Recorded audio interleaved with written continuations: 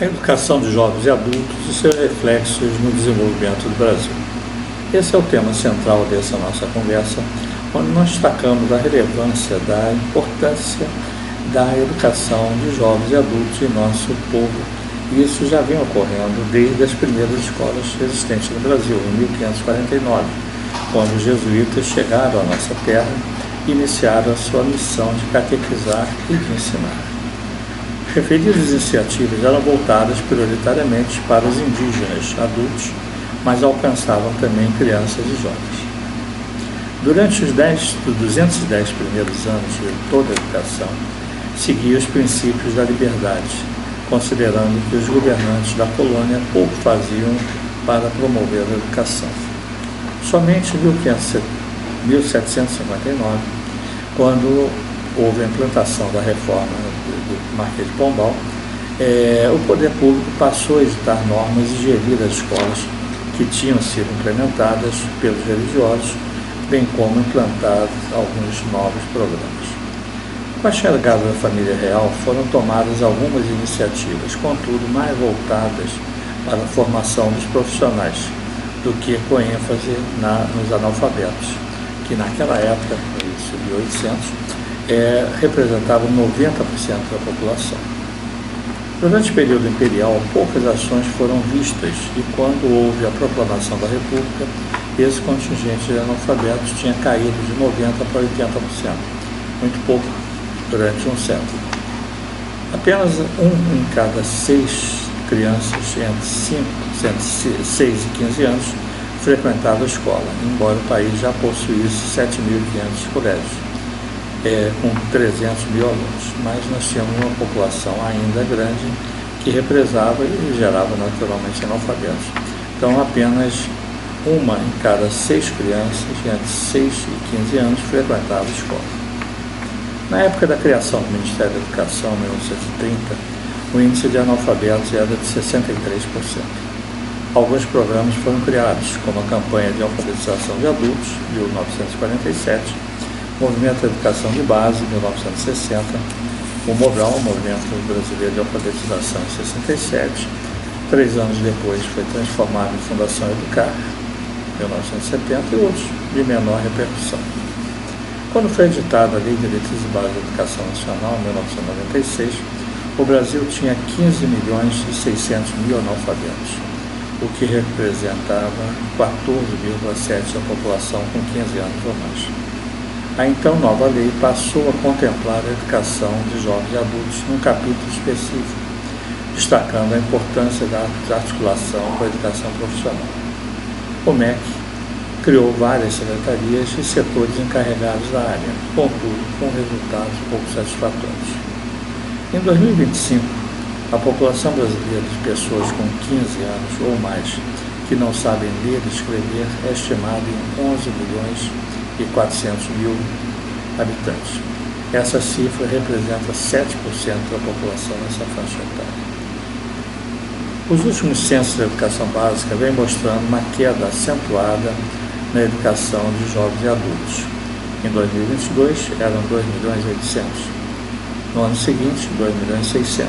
E em 2024, 2.400.000. Para minimizar esse pequeno quantitativo, foi criado o INSEJA, o Exame Nacional de Certificação de Competências de Jovens e Adultos, que permite que pessoas sem escolaridade comprovada possam se submeter a um exame nacional e obterem certificados que permitam o prosseguimento de estudos, inclusive superior. No ano de 2024, era apenas 895.000 inscritos no INSEJA.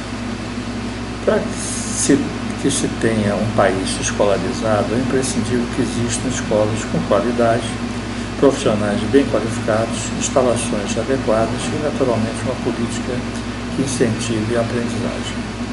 É necessário, obviamente, a existência de programas que possam reduzir a enorme massa de analfabetos que envergonha nosso país. Uma nação com grande potencial não pode conviver com mais de 11 milhões de pessoas que são analfabetas e que gozam de todos os direitos, inclusive votar e serem votados. Para se ter uma ideia dessa realidade, nós temos que destacar alguns fatos que são fatos comprováveis na realidade brasileira. Para ocupar o cargo de senador federal, o candidato tem que ter nível superior completo. Então, sim, o senador tem que ter nível superior completo.